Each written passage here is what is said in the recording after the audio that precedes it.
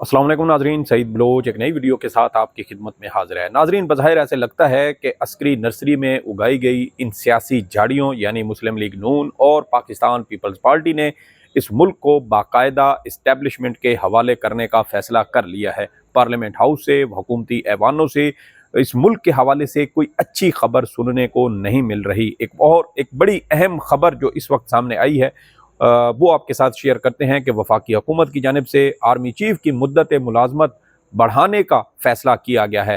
इस वक्त army chief की मुद्दत मुलाजमत 3 साल, जबकि नए कानून के तहत आर्मी चीफ की मुद्दत मुलाजमत में इजाफा किया जाएगा। इसके क्या असरात मुरतब होंगे और ये सब क्यों किया जा रहा है, इसकी तफसीलात आपके साथ शेयर करेंगे। और कैसे हुकूमत ने एक बार फिर अपने ही सियासी इत्तेहादियों को एतमाद में नहीं लिया, ना सिर्फ सियासी इत्तेहादियों को एतमाद में नहीं लिया बल्कि अपनी सियासी जमात को भी यानी मुस्लिम लीग नून को भी एतमाद में नहीं लिया गया। शायद ये वज़ीर आज़म साहब को खुद भी पता नहीं था कि ये हुक्म कब और कैसे आएगा। बहरहाल ये हुक्म आ चुका है। इसके अलावा वफाकी हुकूमत इसके साथ साथ सुप्रीम कोर्ट ऑफ पाकिस्तान में भी एक बड़ी तब्दीली करने जा रही है। यानी सुप्रीम कोर्ट ऑफ पाकिस्तान के अगर कोई पीछे कोई ऐसा कोई एलिमेंट या कोई अंसर या कोई जहर सुप्रीम कोर्ट के अंदर कोई रह गया था, कोई जान सुप्रीम कोर्ट के अंदर रह गई थी, तो अब उसको भी बाकायदा मुकम्मल तौर पर ख़त्म करने या कुचलने का फ़ैसला किया गया है। इस हवाले से भी अहम तरीन तफसीलात इस वीडियो में आपके साथ शेयर करेंगे। तो आगाज़ करते हैं कि इस वक्त पाकिस्तान में आर्मी चीफ या सर्विसेज चीफ की मुद्दत मुलाजमत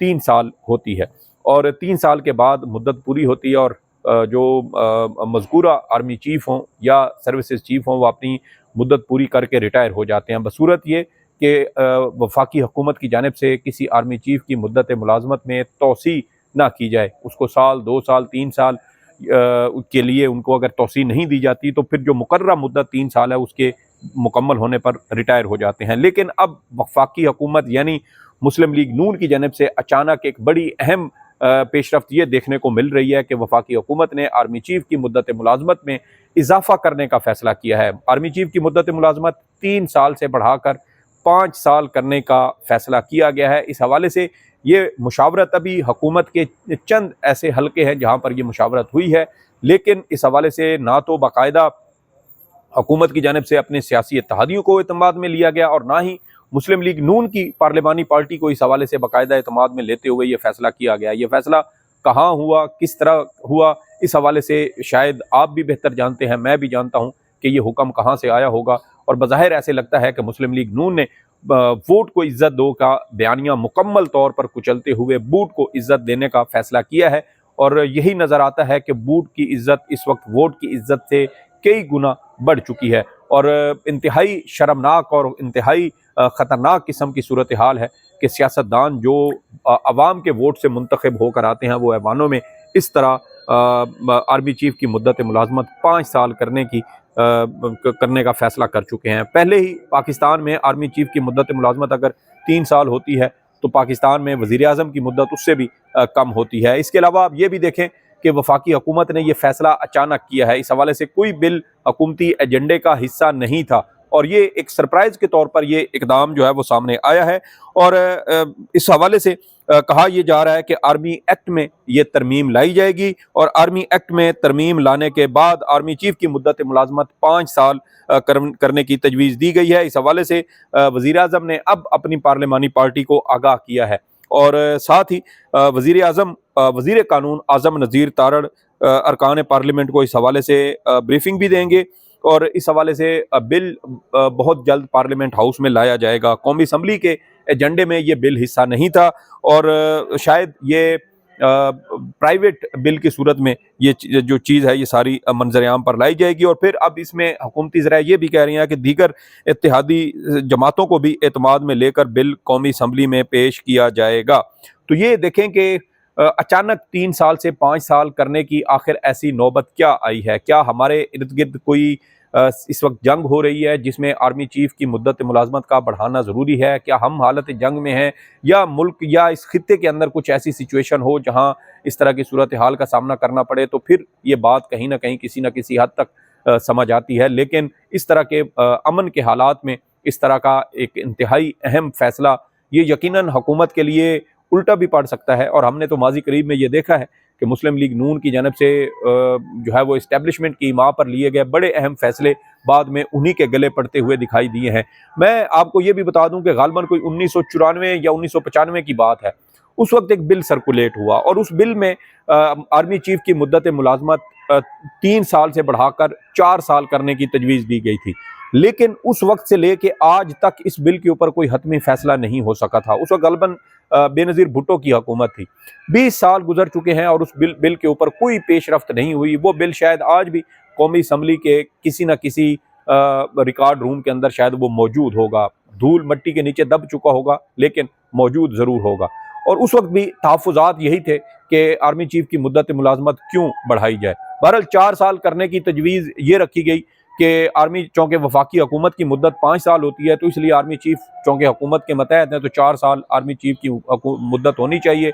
3 साल में बाज़ औक़ात ये होता है कि हालात ऐसे होते हैं कि अहम फैसले लेते या मामलात को संभालते, कंट्रोल करते या इस्लाहात लाते हुए कोई टाइम वगैरह लग जाता है, जिसकी वजह से मुद्दत पूरी हो जाती है और फिर वो सारे जो काम होते हैं वो मुकम्मल नहीं हो पाते। चलें, 4 साल फिर भी एक मंतक बनती थी। अब हालत ये होगी कि वफाकी हुकूमत 5 साल के लिए और आर्मी चीफ की मुद्दत मुलाजमत भी 5 साल के लिए होगी। और अब ये देखें कि मुस्लिम लीग नून हुकूमत ने किसी से कोई मशावरत नहीं की और पार्लिमानी पार्टी को भी उस वक्त बताया गया जब शायद पहले ही फैसला हो चुका था, या जहाँ पर फैसला हुआ था वहाँ तक वज़ीर आज़म की अपनी रसाई भी नहीं थी। और मुस्लिम लीग नून इससे पहले साबिक आर्मी चीफ कमर जावेद बाजवा को तौसीह देने के भी हक में रही है, उस वक्त भी इन्होंने वोट दिया था। तो सवाल ये पैदा होता है कि सियासतदान आपसी इख्तलाफात कब तक ये बरकरार रखेंगे और क्या इस्टेब्लिशमेंट हमेशा इन हुकूमती सियासी जमातों के साथ रहेगी, बाजी पलटेगी, हिकमत अमली तब्दील होगी।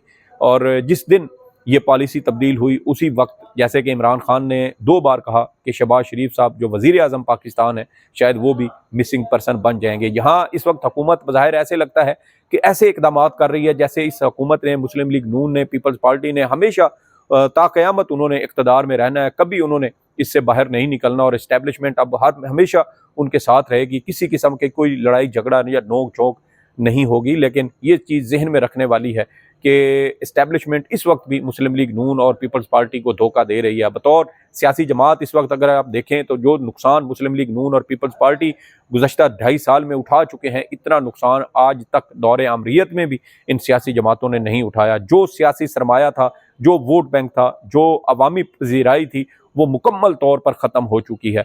तो इसलिए शायद अब फैसला ये किया गया है कि वोट से तो हम आ नहीं सकते, तो कम अज़ कम बूट से आने की कोशिश करें कि अगर बूट के तस्मों से लटक कर हम इक़्तिदार के ऐवानों तक पहुँच सकें तो ये एक शॉर्टकट फार्मूला शायद सियासी जमातों की जानिब से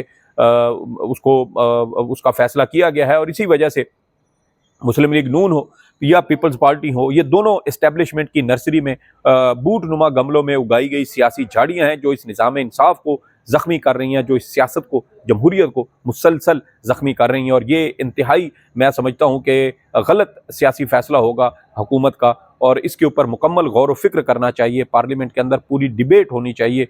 और ये भी देखें कि अगर इस वक्त जब से पाकिस्तान बना है, पाकिस्तान में वज़राए आज़मों की जो तादाद है वो उठा के देख लें और सियासी हुकूमतों ने कितना अरसा हुकूमत की वो उठा के देख लें और फ़ौजी आमरों की जो दौर है वो उठा के देख लें और टोटल कितने आर्मी चीफ आए हैं उठा के देख लें, तो वज़ीर आज़म की जो मुद्दत होगी बतौर वज़ीर आज़म वो आपको शायद 2 साल या 2.5 साल मिलेगी, जबकि जो आर्मी चीफ होंगे उनकी मुद्दत शायद इनसे भी डबल होगी। तो सियासतदानों को सोच समझ कर फैसले करने चाहिए।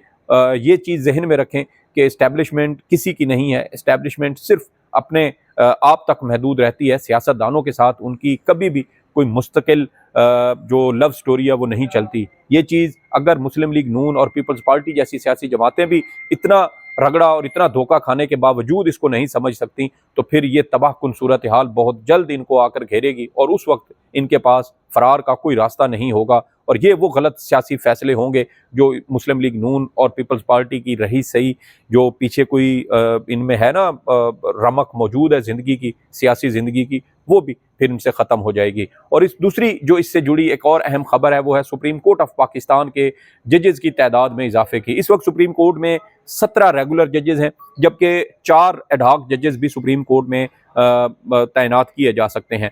अब वफाकी हुकूमत जैसे एक तरफ आर्मी चीफ की मुद्दत मुलाजमत बढ़ा रही है, तो दूसरी जानिब सुप्रीम कोर्ट ऑफ पाकिस्तान में जजेस की तादाद भी बढ़ाई जा रही है। और ऐसे लगता है जैसे मैंने शुरू में कहा कि मुकम्मल निज़ाम, पूरा हुकूमत पूरी बाकायदा वैसे जो है ना वो थाली में रख के इस्टेब्लिशमेंट के हवाले करने का फैसला किया गया है। और सुप्रीम कोर्ट में अपनी मर्जी के जज लगाए जाएंगे, अपने मर्जी के जज लगाकर मर्जी के फैसले लिए जाएंगे, मर्जी के मुकदमात लगेंगे और इस तरह पूरे निज़ाम के ऊपर एक कंट्रोल हासिल करने की कोशिश की जा रही है। लेकिन सवाल ये पैदा होता है कि क्या हुकूमत ये कंट्रोल हजम कर सकेगी, क्योंकि जितना ज़्यादा दबाव बढ़ रहा है, प्रेशर कुकर के अंदर प्रेशर बढ़ रहा है और ये प्रेशर जब एक हद तक पहुंचेगा तो उसके बाद प्रेशर कुकर फट भी सकता है।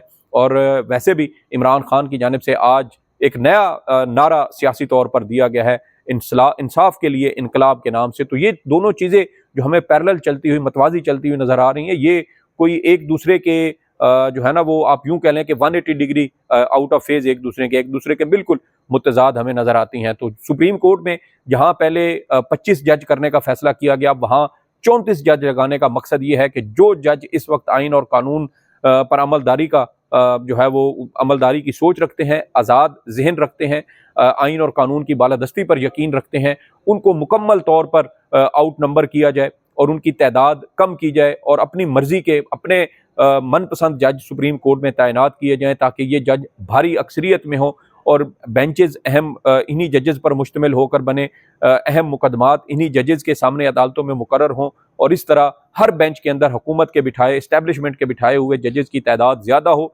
ताकि हर फैसला उनकी मर्जी और मंशा के मुताबिक आए। ये वो लालच की एक वो इसको हम किस्म कह सकते हैं जहां आप हर चीज़ अपने आगे या अपने पेट में डालने की कोशिश करते हैं। तो जब हर चीज़ इस तरह जो है वो खाने की कोशिश की जाए तो अक्सर औकात फिर बदहज़मी भी होती है और बहुत बुरा रिएक्शन भी आ सकता है। तो सियासी जमातें खाएं, जो उनका हिस्सा बनता है वो शायद वो खा सकती हैं, लेकिन इस तरह पूरा मुल्क लपेट लेना, मेरे ख्याल में ये एक बहुत तबाहकुन सूरत हाल की तरफ हम बढ़ रहे हैं। आने वाले दिन पाकिस्तान के लिए, पाकिस्तान की सलामती के लिए, आवाम की फलाह बहबूद के लिए हमें दुआ करनी चाहिए, क्योंकि इस वक्त हमारे हुक्मरान जिस तरह के फैसले कर रहे हैं वो किसी सूरत मुल्क और कौम के मफाद में नहीं, बल्कि इनकी अपनी ज़ात से जुड़े हुए हैं, इनके अपने ज़ाती मफादात से जुड़े हुए ये सियासी फैसले हैं। क्योंकि इस वक्त इन हुक्मरानों का वाहिद मकसद इमरान खान को रोकना है, इस निज़ाम को मुकम्मल करना, इसको तूल देना, इस निज़ाम को सहारा देना है। क्योंकि इस निज़ाम का सबसे बड़ा गारंटर, सबसे बड़ा जामिन काजी फ़ायज़ ईसा रिटायर हो चुका है और उसकी रिटायरमेंट के बाद अब नए नए रास्ते खोजे जा रहे हैं, नए नए ऑप्शन ढूंढे जा रहे हैं कि इस निज़ाम को कैसे तूल दिया जाए, इस करप्ट धांधली ज़दा निज़ाम को कैसे सहारा दिया जाए और इसी लूले लंगड़े निज़ाम को चलाने की कोशिश की जाए। देखना यह है कि आने वाले दिन पाकिस्तान की सियासत में क्या तब्दीलियाँ लाते हैं, लेकिन इस वक्त बज़ाहिर ऐसे लगता है कि हुकूमत के पास कुछ ऐसे और भी ऑप्शन मौजूद हैं जो मुमकिन तौर पर ना सिर्फ हुकूमती जमात के अरकान को बल्कि इत्तेहादी सियासी जमातों को भी सरप्राइज़ कर सकते हैं। क्योंकि ये जहाँ से ये सारे सरप्राइजेज़ तैयार हो के आ रहे हैं वो फैक्ट्री शायद इस्लामाबाद में नहीं, लेकिन इस्लामाबाद के मज़ाफ़ात में ज़रूर मौजूद है। इस हवाले से जो भी अहम डेवलपमेंट्स होंगी आपके साथ शेयर करेंगे। ये दो अहम खबरें थी जो आपके साथ शेयर करना थी। इसके साथ बल्कि एक और बोनस खबर भी आपको दे दें कि इस्लामाबाद हाई कोर्ट में भी जजेस की तादाद बढ़ाने के हवाले से तजवीज़ ज़ेर गौर है और इस्लामाबाद हाई कोर्ट में भी शायद अब जजेस की तादाद जो इस वक्त वैसे तो 10 है, लेकिन सर्विंग जजेस इस्लामाबाद हाई कोर्ट में इस वक्त चीफ जस्टिस समेत टोटल 8 हैं और ये जजेस की तादाद भी शायद 20 की जा सकती है। और अगर हाई कोर्ट में, इस्लामाबाद हाई कोर्ट में जजेस की तादाद 20 की जाती है तो इसका मतलब ये है कि इस्लामाबाद हाई कोर्ट में आज़ाद जहन रखने वाले, आज़ाद सोच रखने वाले जजेस को भी अक़लियत में तब्दील करने का मनसूबा इस वक्त तैयार हो चुका है। अगर 8 जजेस के मुकाबले में 12 या 10 या 12 नए जज भर्ती किए जाते हैं तो फिर ये जज अक़लियत में होंगे। हुकूमत और इस्टेब्लिशमेंट के मंजूर नज़र जजेस की तादाद ज़्यादा हो जाएगी और इस तरह इस्लामाबाद हाई कोर्ट के वो 6 जज जिन्होंने अदालती अमूर में ISI की मदाखलत के हवाले से संगीन इल्ज़ामात आयद किए थे वो भी अक़लियत में हो जाएंगे। बज़ाहिर ऐसे लगता है कि जो भी आइन पसंद, कानून की बालादस्ती पर यकीन रखने वाला जज इस वक्त पाकिस्तान की अदलिया के अंदर, सुप्रीम कोर्ट में या हाई कोर्ट के अंदर मौजूद है, उन पर दबाव बढ़ाया जा रहा है कि वो अपने ओहदों से इस्तीफ़ा दें। सवाल अब ये पैदा होता है कि जो आइन पसंद या कानून पसंद जज सुप्रीम कोर्ट में या मुल्क भर की मुख्तलिफ हाई कोर्ट्स में मौजूद हैं, क्या वो इस दबाव के आगे घुटने टेकते हुए इस्तीफ़ा देंगे या अपने आइनी और जो उनका कानूनी हक बनता है, जो आइन पाकिस्तान में अदलिया की आज़ादी के हवाले से एक अहम और बुनियादी फीचर दिया गया है, क्या ये जज अपने उस आईनी हक के लिए लड़ेंगे, ये तो आने वाला वक्त बताएगा। लेकिन पाकिस्तान में अदलिया पर एक बार फिर काले स्याह बादल छा रहे हैं। सईद बलोच को इजाज़त दें। अल्लाह हाफ़िज़।